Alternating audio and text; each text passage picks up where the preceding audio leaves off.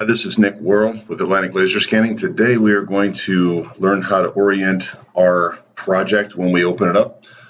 We've got a fully registered project here, inside, outside, all different clusters. We've also got a project point cloud created as we are in the old interface.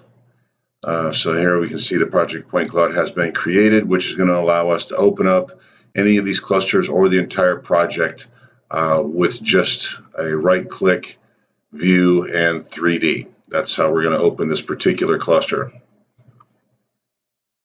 As you see, the cluster opens up at sort of an angle. It's diagonal. One of the things that you can do to change this is you can look at it from the top, still at an angle. Now, once we create our clip box, the clip box will then, we'll close it and open it back up again. The clip box is going to give us a couple of tools with it. By left clicking inside of it, we've got our clipping box tool, little tool shed up here. We go to the rotation manipulators. We can see what that's got here. And these different tools that you see, like this big blue ring here, you can grab that and turn your clip box so that it looks as though it's pretty much square with your project. So if we open this up just a hair more, once that's done, we can rotate the project and our clip box rotates with it.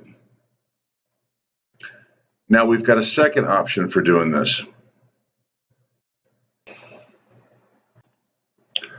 The second way to handle orienting your project would be before you create your project point cloud. You would go over to, say, the cluster or the entire project. You can see nothing is loaded here, so we just pick one of our scans. Whether this is going to be accurate north, south, east, west or not, this is how you would do it. If it's important to you, what direction, that's just something that you'd have to figure in your project. But you would just grab the slab tab up here and orient whichever wall you need, is north, south, east, or west.